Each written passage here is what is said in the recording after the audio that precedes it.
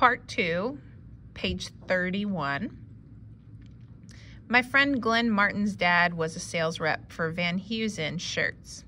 He sold them to stores throughout South Florida. His garage was filled with shelves stacked with samples, and after each new season, Glenn's dad let him sell the samples to his friends. I was a good customer.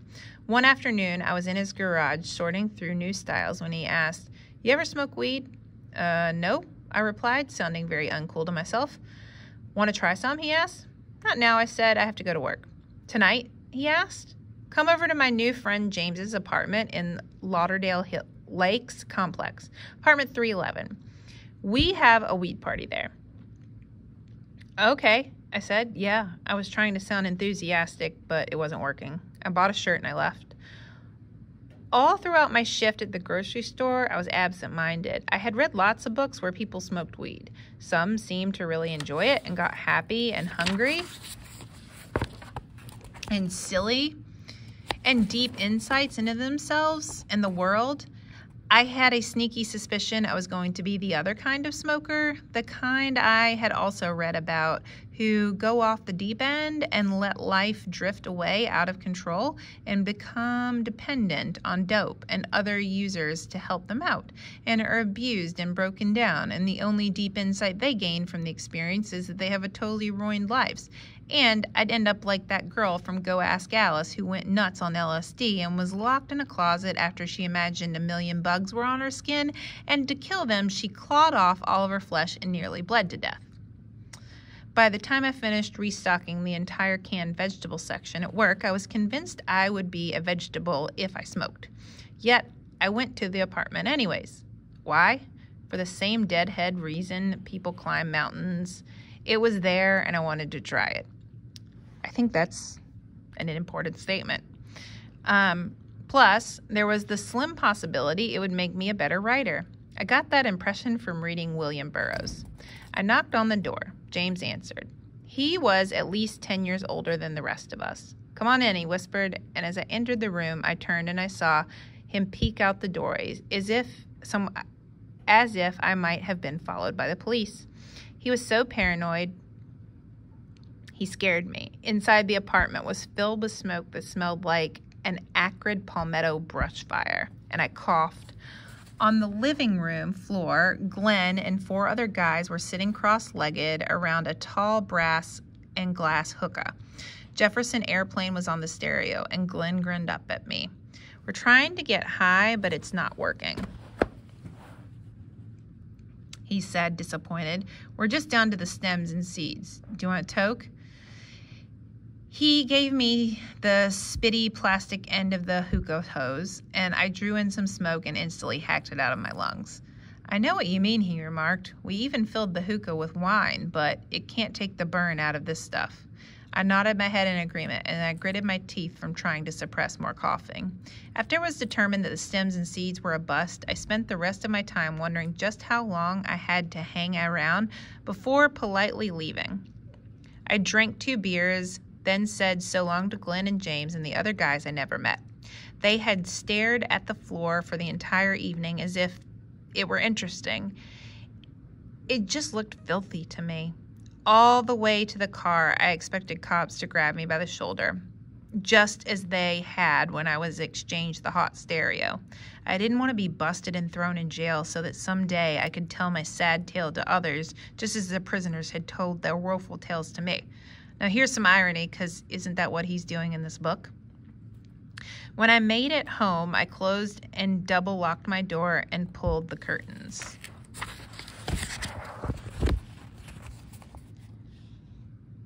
I don't have to do that again, I said to myself, but I must not have been listening. I lived in the King's Court for the whole school year. Davy baked and left cookies on my bed. That's the owner of the King's Court, or she runs it. And she always monitored my health and mothered me with homemade soup when I was sick. Her motel catered to a patchwork of local folks who were down on their luck.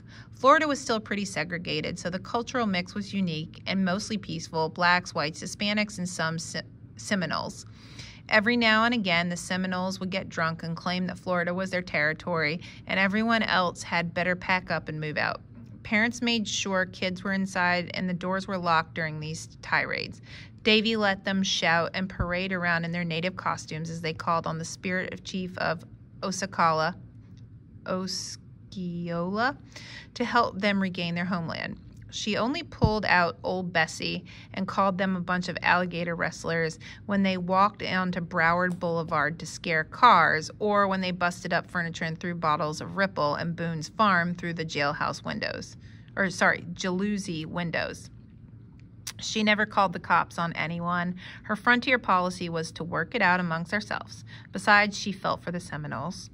They got every right to be pissed, she said. It wasn't so long ago that the government paid $200 bounty for every Indian killed by settlers. When I told my school friends where I lived, they thought I was joking. For most of them, I might as well have been living in the black hole of Calcutta. When my drinking buddy Will came to visit,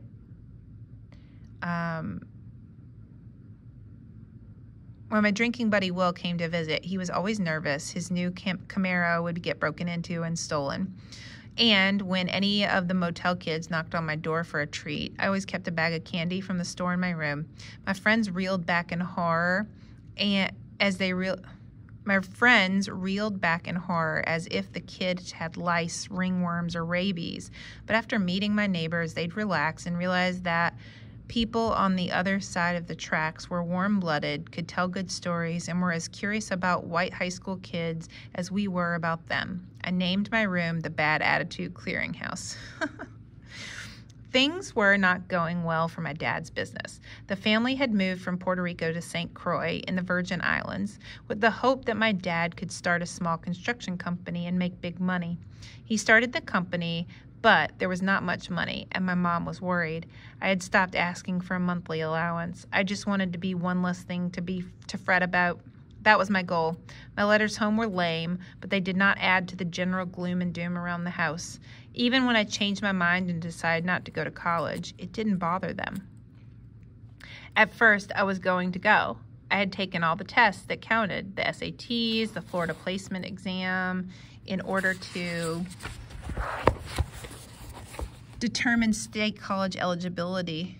There was only one kid out of 700 students graduating class who was going to go to Harvard, and that was not me.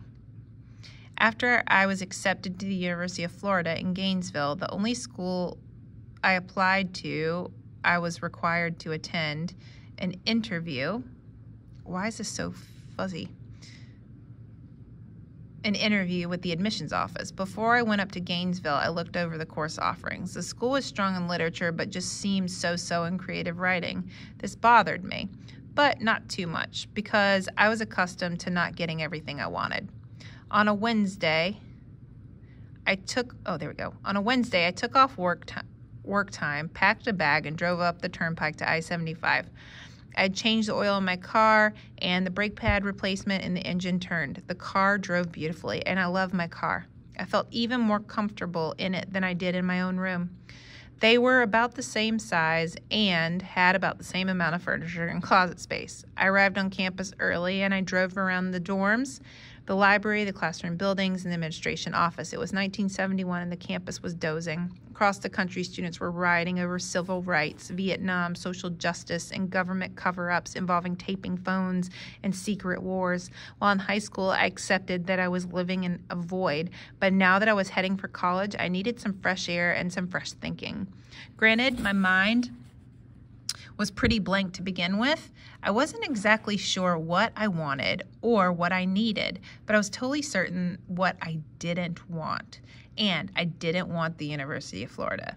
It just looked like a big, sprawling high school. It was everything I feared, and it gave me the creeps. As I drove around, I came to the conclusion that I wasn't going to go. I wasn't going to just bump along into grade 13 and not go to a real school where I'd been roughed up and challenged. By the time I parked my car and entered the admissions office cubby, I was determined. The lady who met me was very nice. She shook my hand and welcomed me to the college. She gave me a little booster bag full of university items, mini orange football with Gator logo, Gator car decal, gator hat, a gator hand towel, gator mug, and a rubber gator for the top of my car antenna. This is a really good point, is like, until you go visit a school, you never know if it's going to be a good fit, because you definitely get a vibe right away. I thanked her for the items and sat down by my feet. I was trying to come up with a way to tell her I was decided against attending the school. I suddenly wanted to blame it all on the gator mascot, but I knew I needed more than that, and more than just a gut feeling about the place was all wrong for me. Then she sealed the deal while pointing out a few freshman rules. And you have to dorm on campus for the first 2 years, and during that time you cannot have a car. I stared at her. I debated silently if I should tell her that I loved my car.